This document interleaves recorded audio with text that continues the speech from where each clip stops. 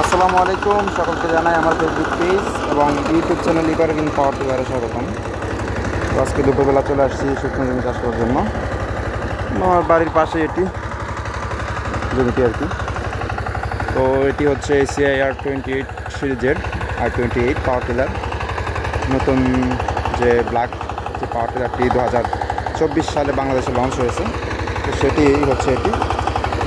তো এই পাওয়ার টিলারটি চাষের জন্য একদম অসাধারণ একটি পাওয়ার টিলার। তো যারা পাওয়ার টিলার নেবেন চিন্তা ভাবনা করতেছেন, তো তারা এই R28 সিরিজের এই এসিআই R28 পাওয়ার টিলারটি আপনারা পারচেজ করতে পারেন। একদম অসাধারণ একটি পাওয়ার টিলার এটি। এই পাওয়ার টিলারের যে চাষের যে ফিনিশিং সেটি অসাধারণ, এবং এটার যে ব্লেডগুলো আছে এটাই হচ্ছে অন্যান্য পাওয়ার টিলারের সুপার ব্লেডের তুলনায় এটি হচ্ছে অনেক বড় এবং 900 মিলিমিটার।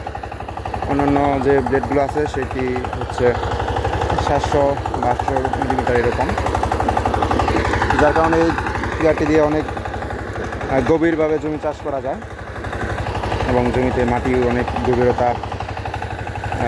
গভীর নিচ থেকে তুলতে পারে আর কি, সহজ ভাষায় বলতে গেলে। এখন যে জমিটি চাষ করা হচ্ছে এই জমিতে মূলত মূলা চাষ করা হবে, মূলার বীজ রোপণ করা হবে জমিতে। তো এটি শেষ চাষ, এরপরে বীজ ছিটিয়ে দেওয়া হবে। এনু কি রে বাজে কি এনু কখনো বাচ্চা এনু কি আছে?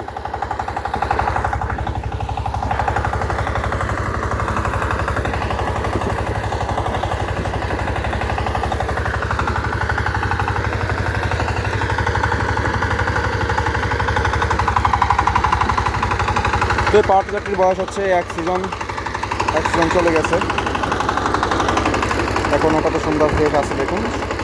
শুধু এই ইঞ্জিনের এবং গিয়ারবক্সের সাইডের কিছুটা হালকা পাতলা কিছুটা প্রবলেম দেখা গেছে। তো সেটা আসলে আমার কোনো প্রবলেম না, কারণ বর্তমানে লোহার যে গুণগত মান সেটা আসলে কোনো গাড়িতেই এখন ভালো দিচ্ছে না এবং কোনো জিনিসই ভালো দিচ্ছে না।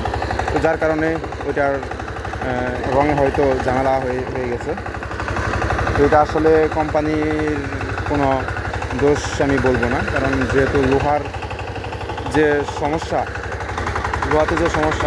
ওই কারণে আসলে এরকম হয়েছে। এখন কোম্পানিকে বললেও তারা আসলে এটা নিয়ে খুবই, আমি তারপরেও জানিয়েছি কোম্পানিতে, তো ওনারাও সত্যিই অনেক দুঃখ প্রকাশ করেছে আমার, বলেছে যে এবং বলে দিচ্ছে তারা এরকম আসলে হওয়ার কথা ছিল না, হঠাৎ হয়ে গেছে।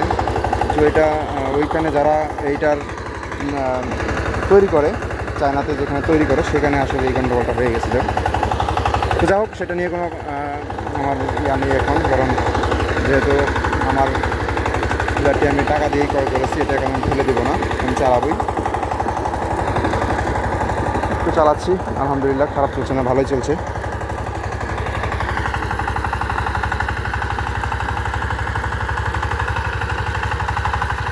তো সাইলেন্সারটা পুড়ে গেছে, এটা আমার ড্রাইভারের ব্যর্থতার কারণে, সে গাড়ি রেখে যেত কিন্তু কখনো সাইলেন্সারটা পরিষ্কার করে রেখে যেত না, বা রাতের বেলা কাদা চাষ করে রেখে গেছে, সকালে এসে সাইলেন্সারটা পানি দিয়ে পরিষ্কার করে ফেলুক, যখন সকালবেলা তো সাইলেন্সার ঠান্ডাই থাকে। তো সেইটা না করে সে সরাসরি গাড়ি স্টার্ট করে চালিয়েছে, যার কারণে সাইলেন্সারটা একদম পুরো ছাই হয়ে গেছে। তো এটা আমি চেঞ্জ করে ফেলবো, কিছুদিনের ভিতরে আমি চেঞ্জ করে ফেলবো এটা, কারণ এই পুরো সাইলেন্সার আসলে দেখতেও খারাপ দেখা যায়, আমার কাছেও ব্যক্তিগতভাবে ভালো লাগতেছে না। তো সকলে ভালো থাকবেন, সুস্থ থাকবেন এবং ইবারবিন পাওয়ার টিলারের সাথে থাকবেন। সকলকে অসংখ্য ধন্যবাদ। আসসালামু আলাইকুম।